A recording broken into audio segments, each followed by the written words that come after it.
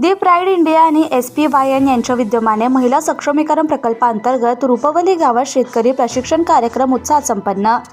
दी pride India आणि SPYN यांच्या महिला सक्षमीकरण प्रकल्पांतर्गत 14 मार्च 2026 रोजी रुपवली गावात शेतकरी प्रशिक्षण कार्यक्रम आयोजित करण्यात आला। या प्रशिक्षणाचा उद्देश शेतकऱ्यांना आधुनिक आणि शाश्वत शेती पद्धतीबाबत मार्गदर्शन करून शेती उत्पादन क्षमता वाढवणे हा होता। या प्रशिक्षणासाठी राजेंद्र जैतपाळ यांनी संसाधन व्यक्ती म्हणून उपस्थित राहून शेतकऱ्यांना मार्गदर्शन केलं।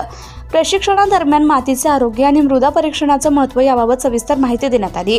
तसेच मातीचा प्रकार आणि स्थानिक हवामान लक्षात घेऊन योग्य पिकांची निवड कशी करावी याबाबत मार्गदर्शन करण्यात आले। बियाणे प्रक्रिया करण्याचं महत्त्व आणि त्याची योग्य पद्धतही शेतकऱ्यांना समजावून सांगण्यात आली। याशिवाय सुधारित लागवड पद्धती, पिकांमधील योग्य अंतर राखणे, आधुनिक शेती तंत्रज्ञानाचा वापर, कीड आणि रोग व्यवस्थापन तसेच त्यावरील प्रतिबंधात्मक उपाय याबाबत माहिती देण्यात आली।